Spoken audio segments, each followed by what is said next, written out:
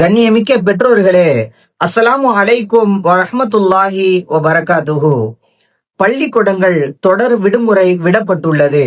ஆகவே தங்கள் பிள்ளைகளை ஒவ்வொரு தொழுகைக்கும் தவறாமல் அனுப்பி வையுங்கள். தொழுகையில்தான் வெற்றி இருக்கின்றது. தொழுகை ஒவ்வொரு முஃமின் கடமை.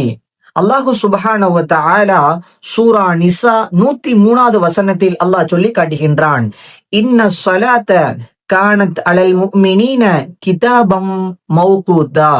நிச்சயமாக தொழுகை முஃமின் மீது நேரம் குறிப்பிட்ட கடமையாக உள்ளது. நபி ஸல்லல்லாஹு அலைஹி வஸல்லம் அவர்கள் கூறினார்கள், உங்கள் பிள்ளை 7 வயது அடைந்துவிட்டால் தொழும்படி கட்டளையிடுங்கள்.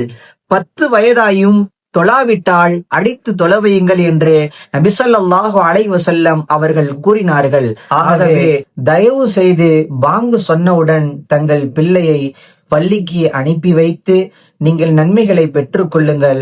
அல்லாஹு சுப்ஹானஹு வ தஆலா ஜன்னத்துல் ஃபிர்தௌஸ் என்ற உயர்ந்த சொர்க்கத்தை பெற்றோர்களாக இருக்கக்கூடிய அனைவர்களுக்கும் தந்தருள் புரிவானாக. ஆமீன்.